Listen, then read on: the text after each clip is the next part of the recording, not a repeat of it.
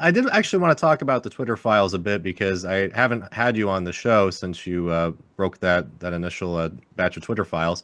And I have to say this was really a big moment in journalistic history, I think, because you kind of concretely showed that there was collusion between the federal government and these social media networks, which a lot of people have sort of suspected, but you kind of proved that, and I think that history is going to remember this as a really big news story.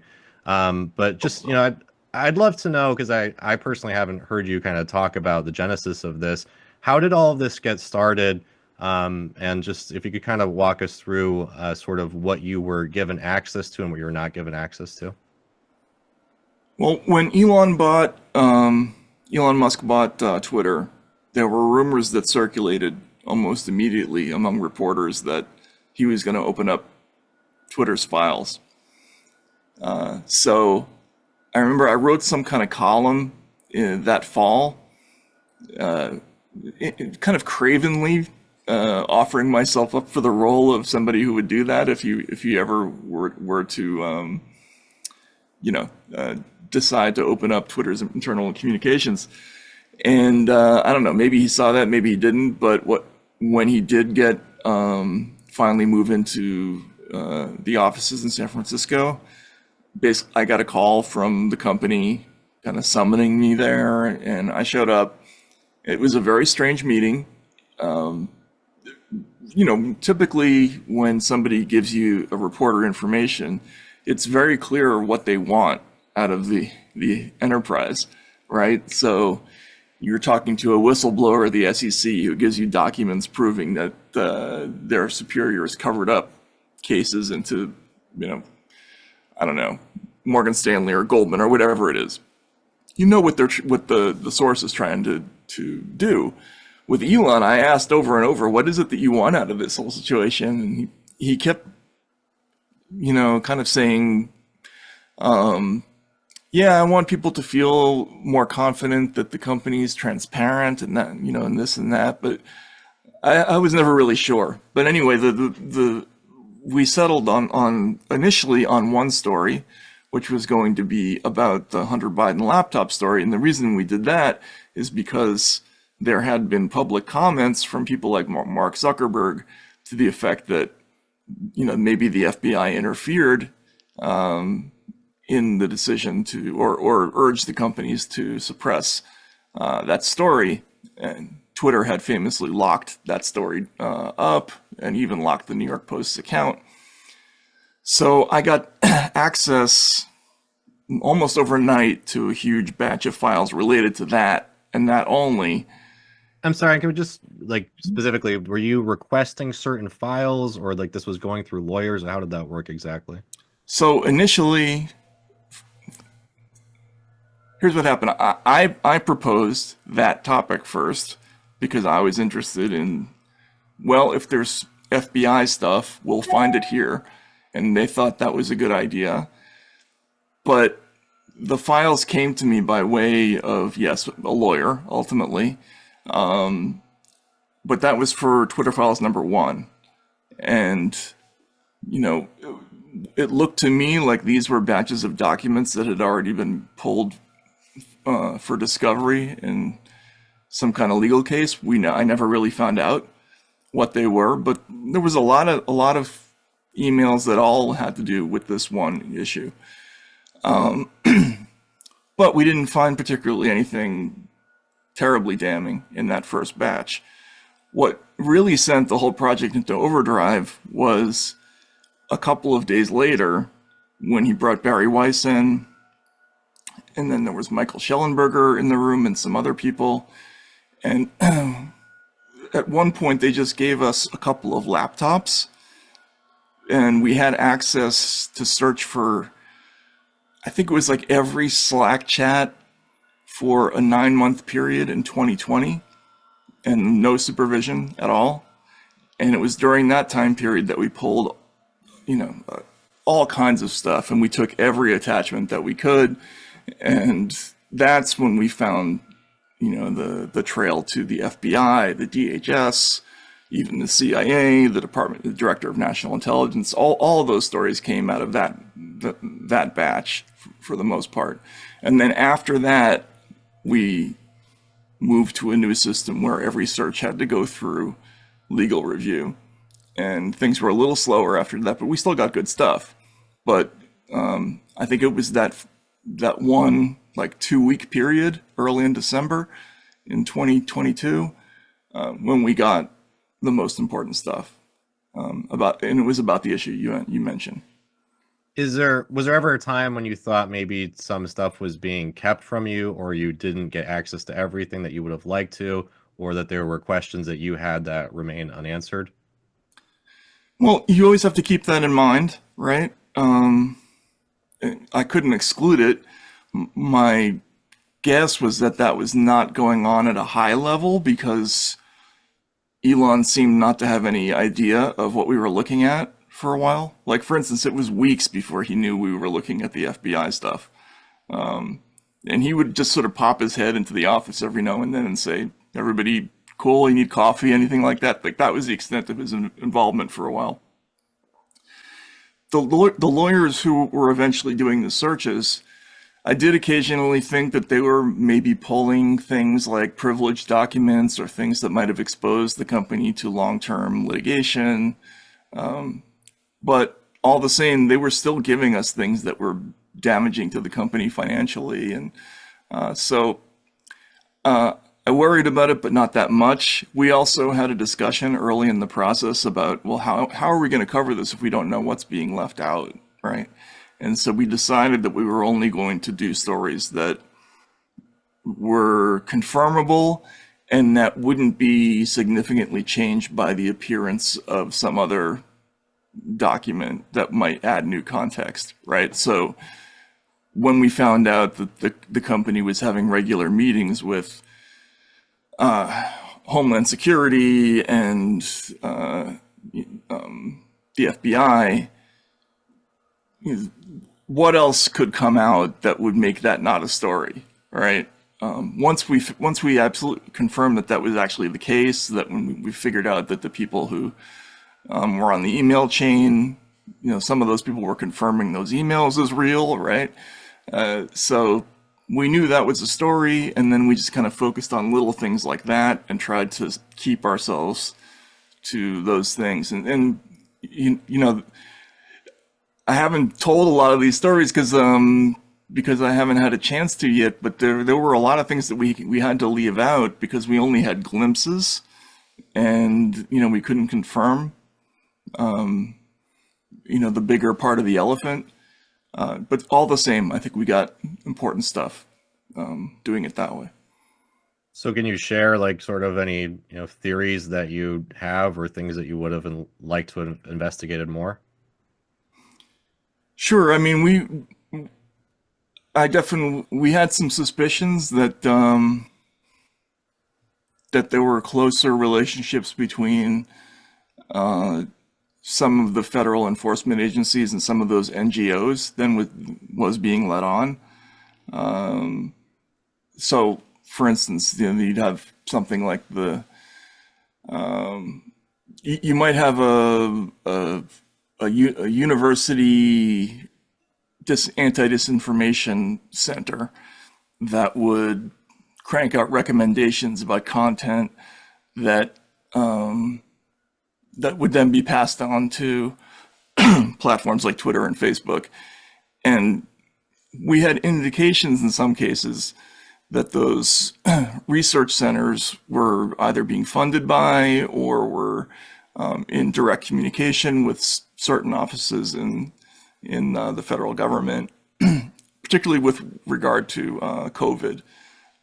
There was a lot of stuff in the area of like how directly involved was the CDC and the FDA and some other agencies in regulating the speech of people online during that period. But we didn't get a ton that we were able to report. We did get some on that. Like there was a bunch of stuff on this thing called the Virality Project that was run out of Stanford. And that was important because it showed that they were willing to to discount or de-amplify content that they knew to be factually correct but kind of politically wrong, like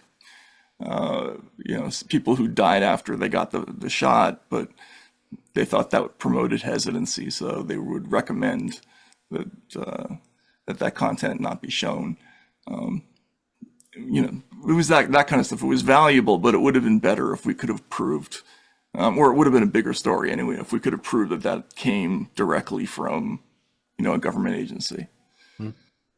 Well, one of the things that I saw that was a little bit interesting that Alan McLeod did some reporting on, some other folks talked about after the fact, was that there are dozens of former intelligence officials who work at X and Facebook and YouTube, sometimes in content moderation positions, sometimes other positions. But do you think that, having all these former FBI, CIA, DHS people now working as employees of those companies, do you think that that can kind of lead to the same sort of results, either A, because they actually have, ties to people who are still actively in the FBI or CIA, or just because they're, of the same class and the same mindset?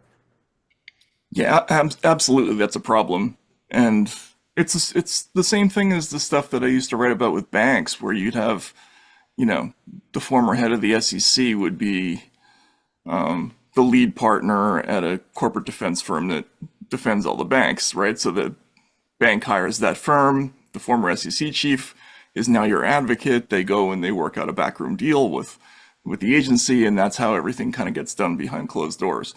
This was like the content version of that, where we were clearly seeing situations where you'd have these former officials who had worked in the National Security Council or the FBI or the CIA. Not the CIA so much. A few of those. Actually, there were actually more than a few CIA people. And then whenever there was a big controversy that would come up, it would be those people who tended to shout down the ones who wanted to resist whatever the government recommendation was. So, for instance, with the Hamilton 68 episode, which was this thing where there was this NGO that was putting out what turned out to be a phony tracking system for what Russian bots were following that day. Once Twitter internally figured out that the thing was a hoax, they wanted to out it. The people who did the figuring out said, this is really messed up. We can't let people think that this is real, because there were hundreds of news stories that were coming out of this thing. But it was all these ex-officials who kind of said, look, politically, we kind of can't afford to do that. And that was how that thing never became public.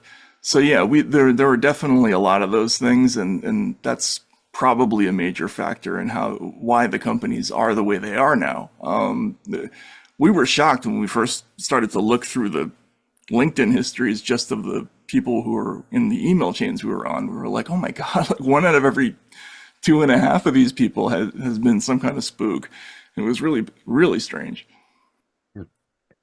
Well, I'd love to hear just your overall thoughts on how things progressed after the Twitter files. I know that, obviously got a lot of press because it was a big story. You were called before Congress. I believe you also mentioned that some IRS may have shown up at your house as well.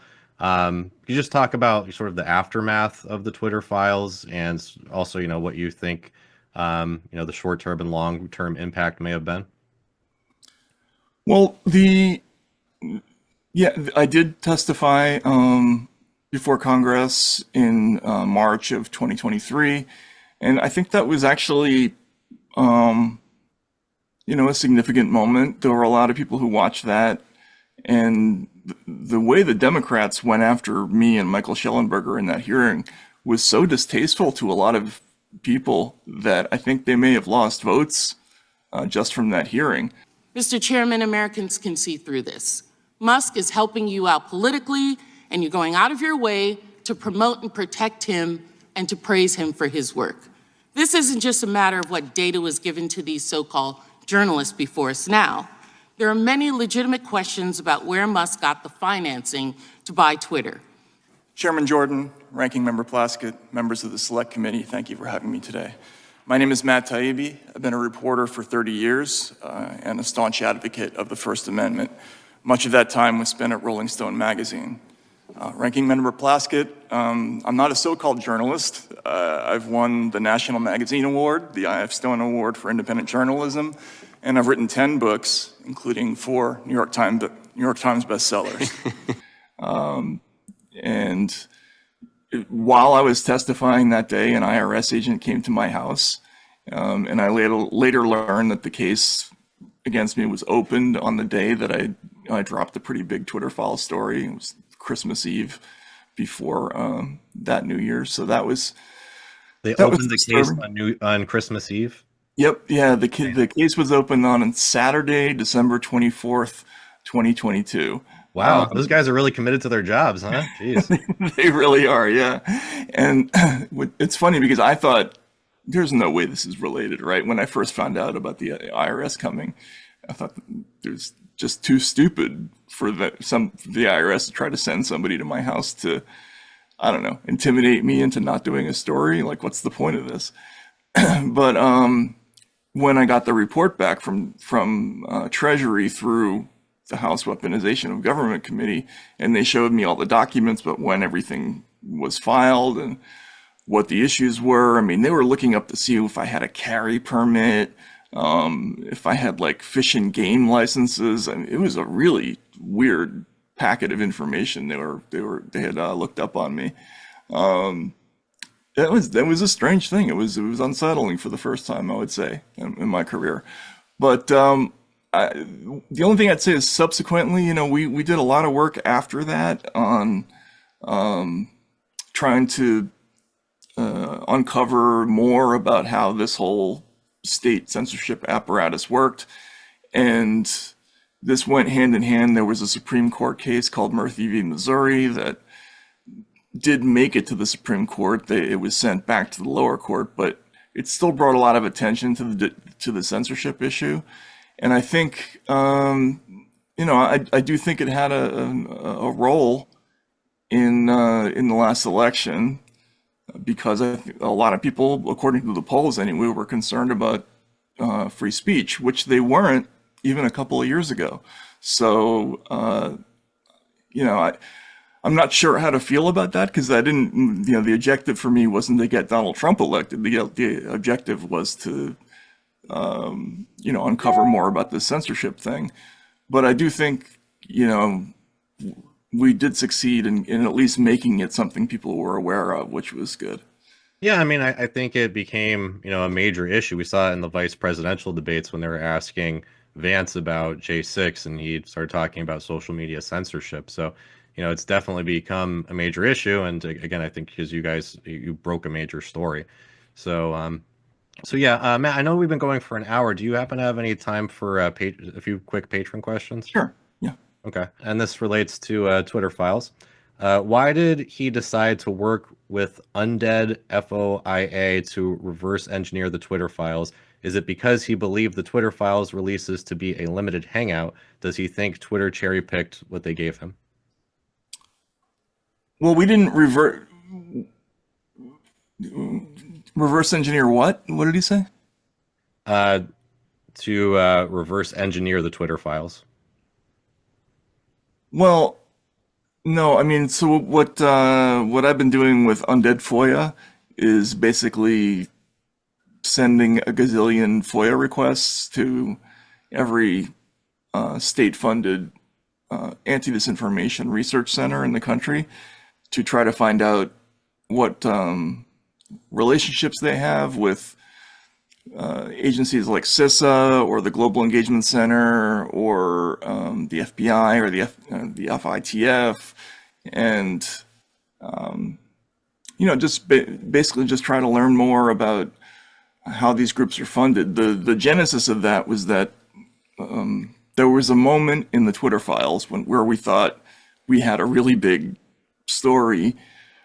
I mentioned the Hamilton 68 thing, and at one point I thought we had a pretty damning story about who was funding that, right?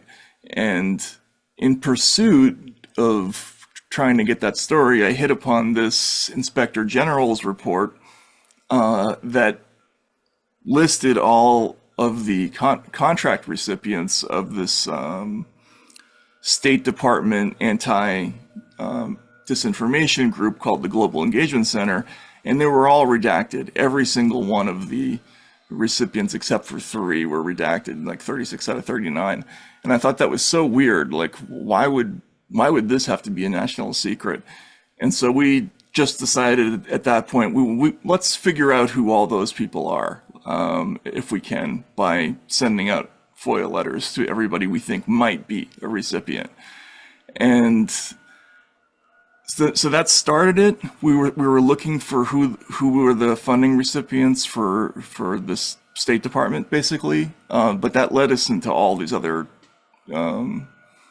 back alleys having to do with Homeland Security and other things. And it's been, we still have tens of thousands of pages of stuff we haven't released yet because I'm just too slow to get to it. But it's been a real education, and he's been great just in terms of like keeping up with court filings to make sure that we're actually getting the things that we were owed. And this is one of the things that people don't know about journalism. Like, it's a slow, grinding process. You know, even after you get a good story, you have to do this stuff that takes years sometimes to get the full picture. And so that's what we're doing there.